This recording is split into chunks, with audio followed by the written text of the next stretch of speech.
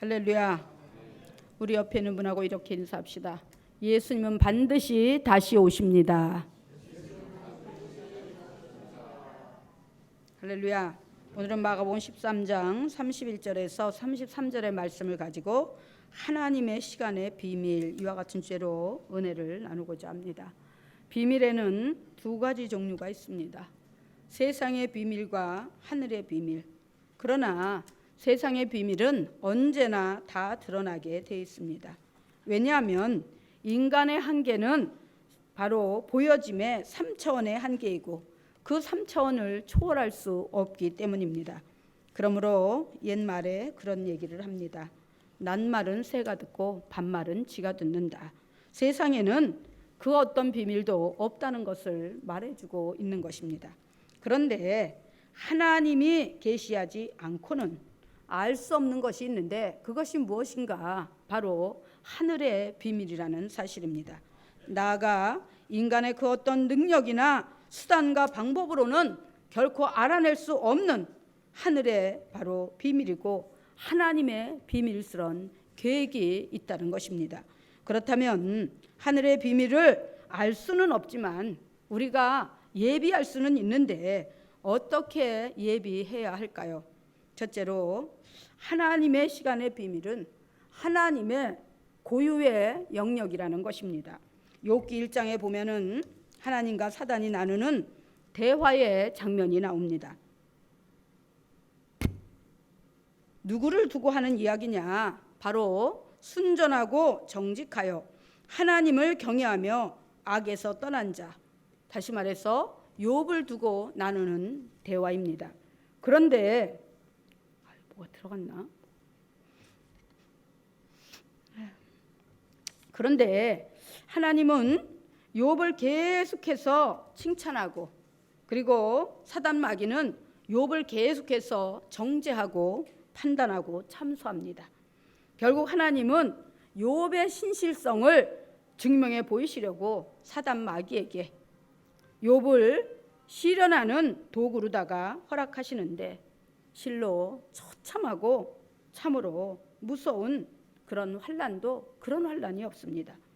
아마도 성경에 기록된 인물 중에서 욥과 같이 고난을 당한 자는 세상에 없을 것입니다.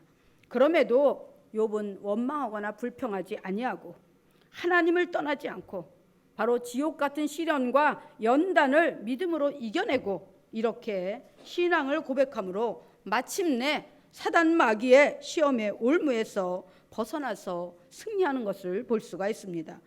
바로 욥기 1장 21절에서는 욥이 이런 고백을 합니다. 내가 모태에서 적신으로 나왔사온즉 또한 적신으로 돌아가올지라. 주신 자도 야훼시요 취하신 자도 야훼시오니 야훼 이름이 찬송을 받으실지니이다. 할렐루야. 바로 자기가 이 세상에서 어떤 고난과 환난을 당하고 자기의 소유를 다 잃어버린다 해도 그는 하나님을 원망하지 않겠다고 고백하고 있는 것입니다. 왜냐하면 우리의 인생은 공수래 공수거라고 우리가 어머니의 뱃속에서 나올 때부터 우리는 빈손으로 나왔지 무엇을 가지고 나오지 않았다는 것입니다. 할렐루야. 우리가 살아가면서 하나님이 공급해 주시는 그 분복을 누리면서 살다가 이것도 소유하고 저것도 소유하고 하면서 우리의 재물이 우리가 가지고 싶은 것이 모인 것이지 내 능력과 내 재주로 그르된 것은 하나도 없다는 것입니다. 할렐루야. 그래서 욥은 그렇게 고백하고 있는 것입니다. 가로되 내가 모태에서 적신으로 나왔사온즉 또한 적신으로 돌아가올지라. 다시 말해서 내가 빈손으로 나왔기 때문에 빈손으로 돌아가는 것이 하나님의 뜻이고 하나님의 섭니다. 그것은 당연한 것이다 하면서 자기가 소유했던 모든 것을 다 잃어버린다 해도 절대로 원망하거나 불평하거나 하나님 앞에 죄를 짓지 않겠다는 것입니다. 할렐루야. 이렇게 욥의 고백을 들으신 하나님께서는 그를 다시 완벽하게 회복시키는데 전보다 소유를 갑절이나 주시고 잃어버린 바로 아들 7과 딸 3을 바로 다시 돌려주시고 또 아들과 손자 4대를 보고 140세를 살았는데 하나님의 이 크고 비밀한 시간과 역사를 체험한 욥은 하나님의 시간의 비밀을 나중에 이렇게 고백합니다. 욥기 42장 5절에 보니까 내가 주께 대하여 귀로 듣기만 하였었더니 이제는 제가 눈으로 주를 배움나이다. 할렐루야. 우리가 정말 이 하나님의 말씀을 들으면서 하나님이 누구신지, 하나님이 우리와 무슨 관계가 있는지, 또 내 인생에서 하나님이 어떻게 인도하시고 역사하시는지 우리가 수없이 많이 듣고 또 들으면서 신앙생활을 하게 됩니다.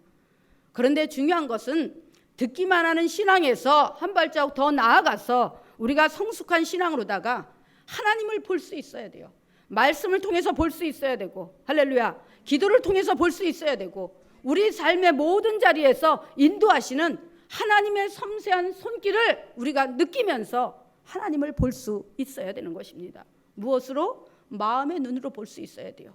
영의 눈으로 볼 수 있어야 돼요. 믿음의 눈으로 볼 수 있어야 한다는 것입니다. 할렐루야.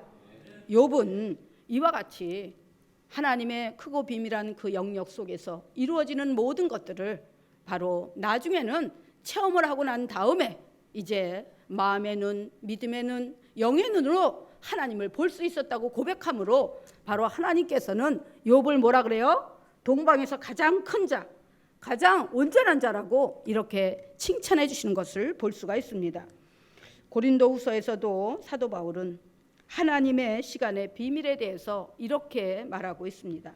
고린도후서 4장 16절에서 18절에 보니까 그러므로 우리가 낙심하지 아니하노니 겉사람은 날로 후패하나 속은 날로 새롭도다. 우리가 잠시 받는 환난에 경한 것이 지극히 크고 영원한 영광에 중한 것을 우리에게 이루게 함이니 우리의 돌아보는 것은 보이는 것이 아니요 보이지 않는 것이니 보이는 것은 잠깐이요 보이지 않는 것은 영원함이니라. 할렐루야. 다시 말해서 우리 앞에 보여지는 것들 그리고 우리에게 주어진 시간 안에서 이루어지는 것들이 전부가 아니고 영원한 것도 아니고 보이지 않지만 하나님의 시간의 비밀 안에서 진행되는 바로 영원하고 크고 귀중한 가치가 반드시 있다는 것입니다. 할렐루야. 그러므로 다시는 돌아오지 않는 그 시간을 귀히 여기고 하나님의 뜻에 합당하게 사용하기를 주님의 이름으로 축원합니다. 그 다음에 두 번째는 바로 우리는 다만 현재에 충실해야 한다는 것입니다. 삶의 현실을 보면서 불현듯 푸시킨의 시가 생각이 납니다.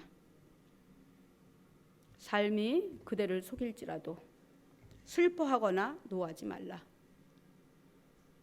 슬픔의 날이 지나고 나면 반드시 기쁨이 오리니 마음은 미래에 살고 현재는 언제나 슬픈 것 모든 것은 순간이다. 그리고 지난 것은 그리워하느니라. 할렐루야.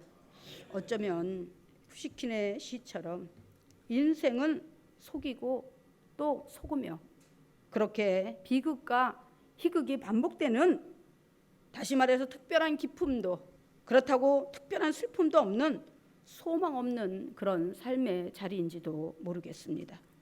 그러므로 우리는 세상이 아닌 하나님 안에서 바로 삶의 의미를 찾고 소망을 두어야 하는 것입니다.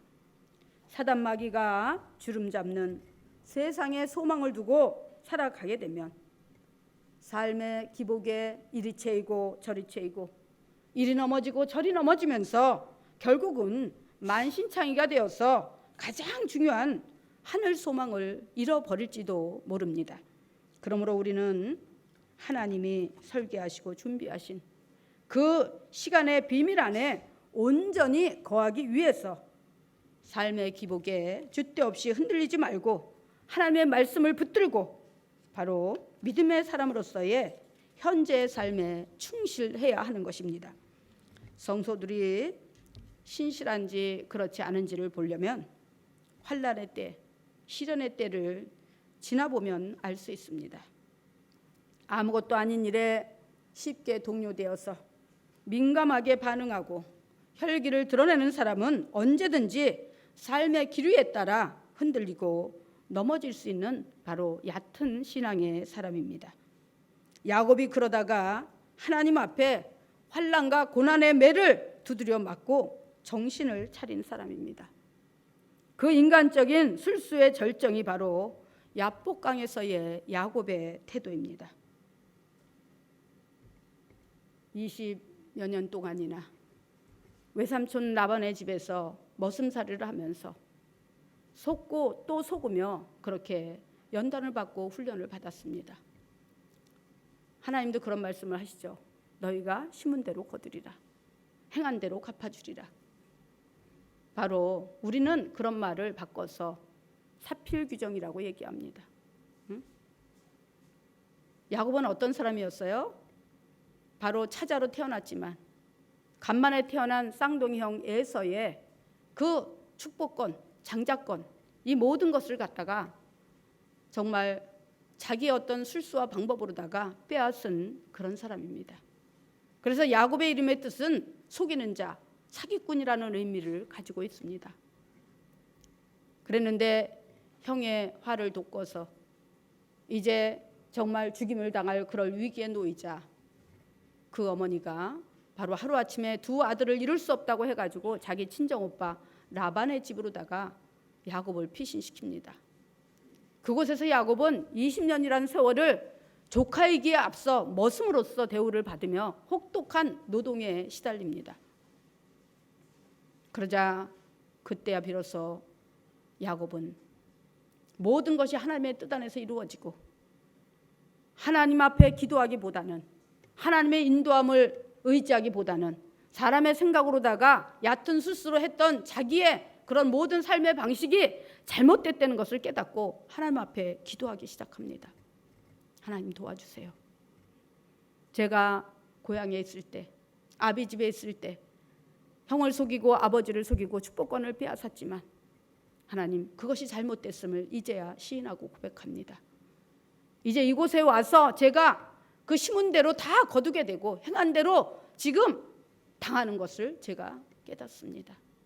하나님 정말 이곳에서 제가 열심히 일해서 다시 고향으로 금이 환영할 수 있도록 하나님 외삼촌 라반의 마음을 돌려주셔서 정말 제가 일한 대가를 다 받고 그렇게 기쁜 마음으로 돌아갈 수 있도록 제 모든 삶을 주관해 주시옵소서.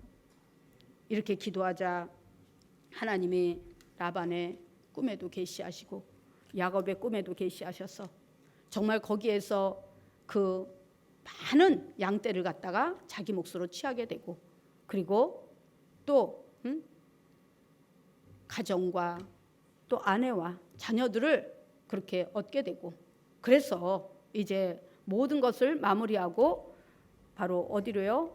베델을 향해서 금이 환영하는 자리에서 이제 어떻게 해요? 소식을 듣게 됩니다. 자기 형 에서가 자기를 죽이려고 400인을 이끌고 지금 달려오고 있다는 소식을 접하자 두려움이 생겼어요. 그 전까지도 하나님이 이렇게 나를 축복하시고 인도하셔서 내가 이만큼 거부가 되었구나 하면서 감사하면서 막 설레는 마음으로 고향을 향해서 온 무리를 이끌고 나섰는데 그 소식을 듣자마자 두려움이 생겼어요. 내가 여기서 이제 모든 것이 다 끝나나 보다. 그러니까 두려우니까 가장 먼저 그 집안에서 부리던 가솔들과 식솔들 그렇게 해서 레아와 레아의 자녀들을 먼저 내보내고 또 그 다음에는 또 그 누구예요? 자기가 정말 사랑했던 누구죠? 라헬을 갖다가 또 라헬에게 속한 모든 가솔들을 먼저 내보내고 그리고는 자기는 강을 건너지 않는 거예요. 왜? 행여나 죽을까 봐. 그러니까 자기 가족들이 다 죽어도 자기만은 살아남을 그럴 심산으로다가 이제 야복 강가에서 앉아가지고 상황을 지켜보고 있는 거예요. 날이 어둡자 극심한 불안감과 두려움에 휩싸이게 됩니다. 그러니까 견딜 수가 없어서 이제 그 야복 강가에서 무릎을 꿇고 하나님 앞에 사생결단하면서 울며 불며 기도합니다. 하나님 도와주세요. 하나님 살려주세요. 저 에서의 손에서 저를 건져주시옵소서 하면서 울며 불며 기도할 때 하나님의 사자가 나타났어요. 그러니까 그분의 바짓가랑이를 붙잡고 나를 축복하지 않으면 내가 절대로 놓아주지 않겠노라고 하면서 죽기 살기로 매달리니까 나중에 이제 그 주회사자가 그 누구예요? 야곱의 환도뼈를 쳐가지고 절개 만들고, 그리고 나서 이제 동이 터우자 그 주회사자, 다시 말해서 하나님이 그 누구를요?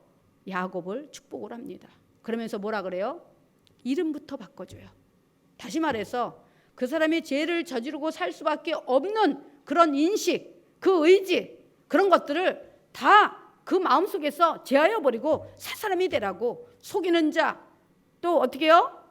교활한 자, 사기꾼, 이런 의미의 이름을 야곱을 이제는 앞으로 사용하지 말아라. 너는 이스라엘이라고 불러라. 이스라엘은 바로 하나님의 방백, 다시 말해서 믿음의 방백을 의미하는 것입니다.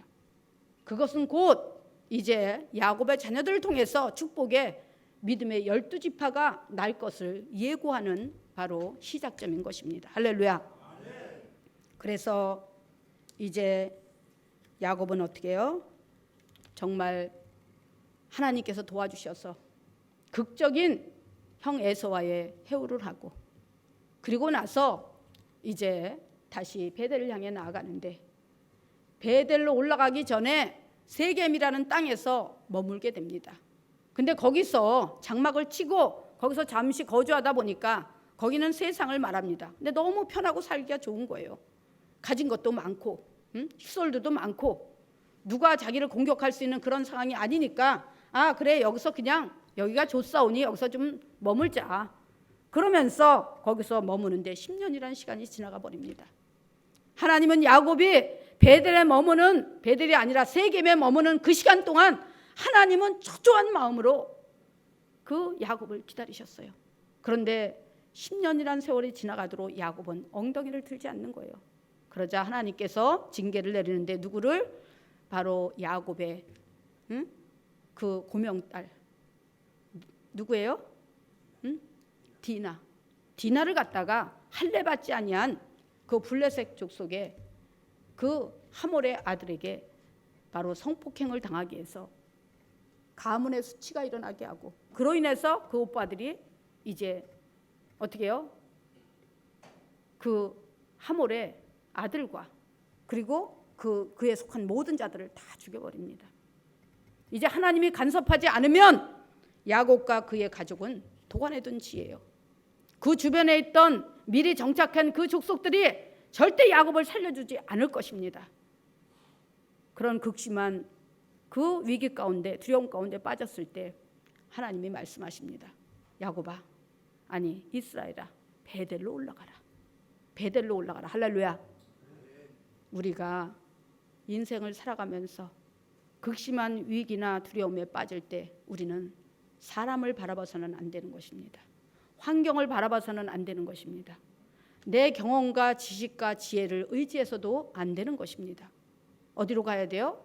하나님의 전으로 올라가야 돼요. 하나님께로 나가야 되는 것입니다. 할렐루야. 그래서 하나님께서는 세상 모든 장신구들도 다 비우고 금식하고 깨끗게 하고, 그리고 단정히 그렇게 준비하고 베델로 올라가라고 이렇게 말씀합니다. 할렐루야. 하나님께서는 이제 그 사기꾼, 속이는 자 야곱을 변화시켜서 하나님의 위대한 구속 역사를 이루어갈 바로 수장이 되게 하시고, 하나님 나라가 이 땅에 임하는데 기초요 디딤돌이 되게 하셨던 것입니다.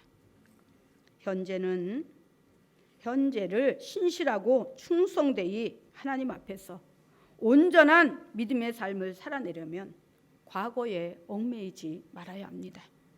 과거는 현재의 디딤돌이고 현재는 내일의 소망에 문을 여는 버팀목이 되는 것입니다. 광야교회, 우리가 잘 아는 믿음의 두 주역 여호수아 갈렙도 보면은 그들은 과거에 얽매이지 않았습니다. 오직 현실에 충성하면서 최선을 다해 맡은 바 사명과 직임을 잘 감당하고 믿음의 공동체 안의 일원으로서 자기 몫을 다 했을 때 그 수많은 사람들이 광야에서 죽어가고 구원의 반열에 들지 못할 때 유일하게 바로 그 애굽에서 나온 1세대 중에 여호수아 갈렙만이 젖과 꿀이 흐르는 축복의 땅, 생명의 땅인 가나안을 밟게 됩니다. 그리고 더 큰 상급을 주셔서 여호수아에게는 제2의 광야의 후계자가 되게 하시고, 또 갈렙에게는 지혜와 총기와 능력을 주시고 강건함을 주셔서 바로 헤브론 땅에 다른 지파보다 한 분깃을 더 주어서 참으로 믿음의 조상으로서 당당하게 노획장을 가시하면서 본이 되는 그런 믿음의 조상이 되게 하셨습니다. 할렐루야. 현재를 신실하고 충성되이 살면은 과거도 현재도 미래도 다 아름답고 온전한 시간으로 남겨질 것입니다. 그리고 그것이 하나님의 시간에 비밀의 문을 여는 바로 열쇠가 될 것입니다. 할렐루야. 우리가 과거에 잘못하고 정말 잘못 살아온 삶을 정리하고 회개하는 것도 중요하지만은 우리가 오늘 현실에 신실하고 오늘 현재에 충실하고 그렇게 믿음으로 살아낸다면 하나님 앞에 갈 때 그 모든 과정이 다 상급받을 날로 계산되고 기록되게 되는 것입니다. 아멘. 바로 우리 신흥교회 여러분 모두가 그런 분들이 되시기를 주님의 이름으로 축원합니다. 이제 끝으로 세 번째, 예수님의 제자들도 하늘의 비밀을 몰랐다는 사실입니다. 하나님의 비밀의 시간을 알기 위해서 오늘 본문에서는 깨어 있으라고 말씀합니다. 깨어 있다는 것은 하나님의 말씀과 기도로 무장하고 진리 영이요 계시 영이신 성령님의 인도함을 받으라는 것입니다. 그렇다면 제자들이 왜 몰랐을까요?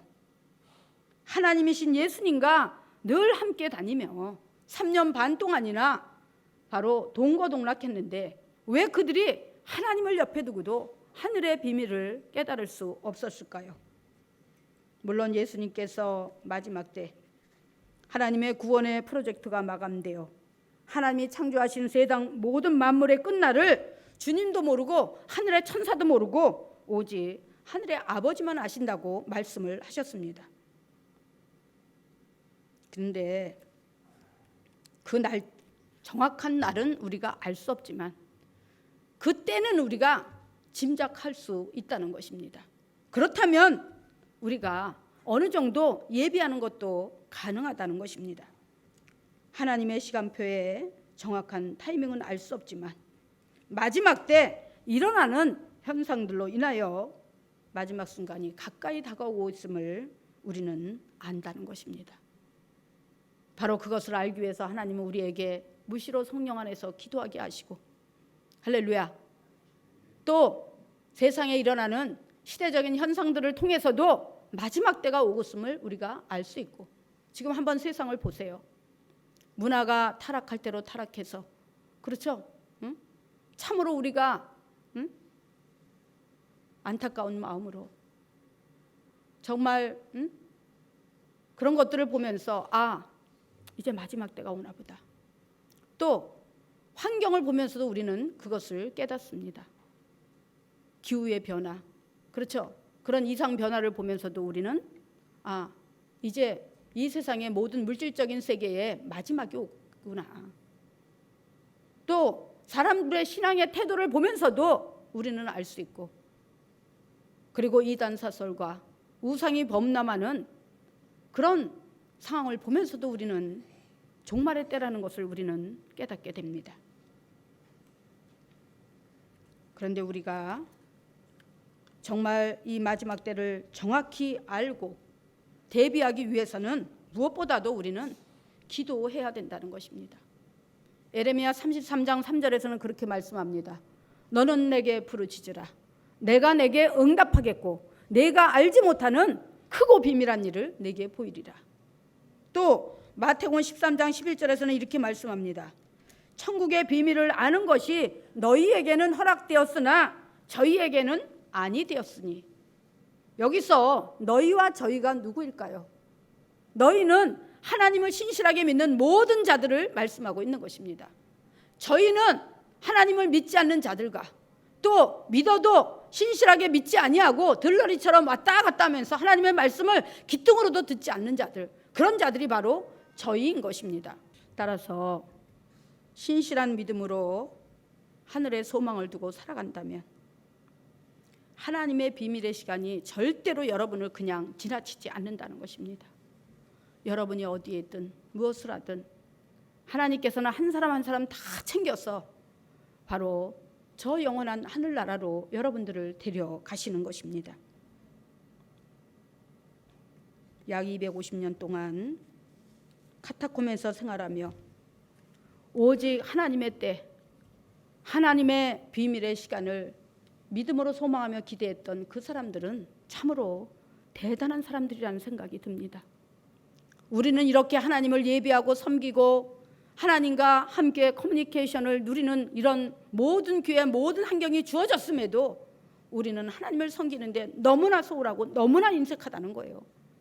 그런데 바로 그 죽음의 위기 가운데서 오직 신앙을 지키기 위해서 땅굴로 스며들어서 바로 250년 2세대 반이 지나도록 신앙을 지켰던 그 사람들은 과연 어떤 사람들일까요?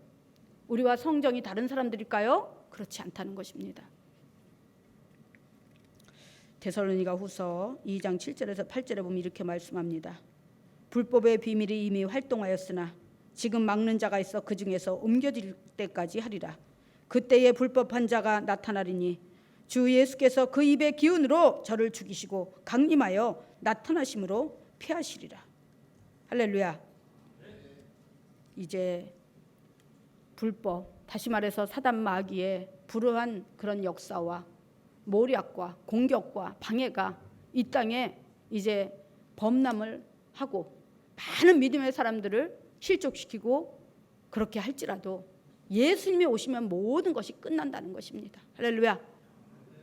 그럴 때 정말 하나님의 비밀의 때를 알고 그 비밀의 의미를 아는 우리는 영적으로 깨어 있어서 바로 그 마지막 때 하나님의 비밀의 때에 나고자요 정말 심판받는 그런 처지가 아니고 하나님 앞에 그 이름이 불려지고 또 설레이는 마음으로 설 수 있는 믿음의 주인공들, 구원의 주인공들이 되기를 주님의 이름으로 축원합니다.